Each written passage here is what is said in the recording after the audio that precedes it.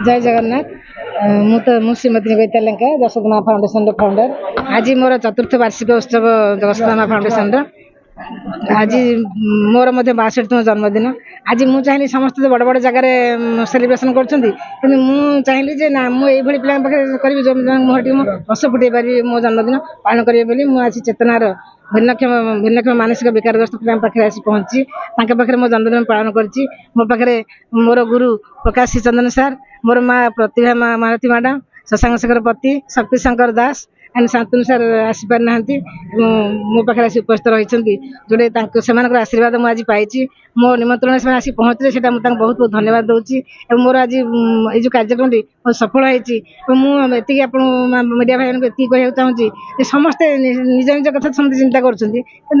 बचा अन्न बचाई दरकार अन्य मैंने बचे आम निजे निजे निजे जहाँ भी हो जाऊ अन्य मानक मुहर हस फुटे पारे समाज निश्चित मंगल हम कारण मुझे कम दीर्घ 24 वर्ष कम करुच्ची से अभावी मेधावी पिला मनीष करने चेष्टा जारी रखी जोटा कि मत खुशी लगुच मत भगवान शक्ति दिंतु मत भगवान आशीर्वाद दिंतु निश्चित मो देह सुस्थ रमाज में बहुत भल कम करी मोर आशा और विश्वास। जय जगन्नाथ। आज ये सुंदर कार्यक्रम रे जोग देई मु निजको धन्य मन करुच्ची कारण ये अनुष्ठान मोर बहु पूर्व परिचित। ये अनुष्ठान जार मानस पुत्र से होचंदी मोर गाइड डॉक्टर एनसी पति एवं आज जशोदा माँ जशोदा फाउंडेशन चतुर्थ वार्षिक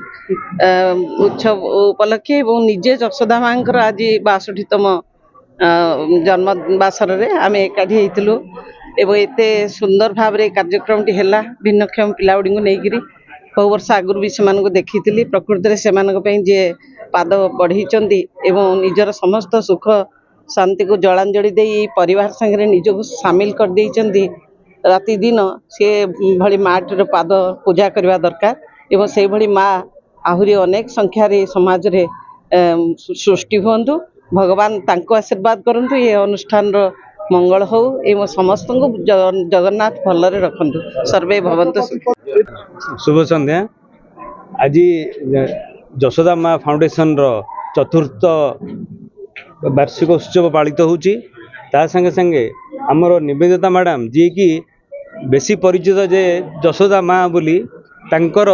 आज 62तम जन्म दिवस तेणु तांको मध्ये आमे शुभेच्छा जनाऊँ आउ आमे देखिलु एठी जो भिन्नक्षम पिला माननकु कौन सी गुण से कम रखी ना बहुत उच्च शिक्षा दे हाथ धरी बाट चली नाला भाया जशोदा माँ से कम कर भिन्नक्षम आना सी पूरा मुख्य स्रोत से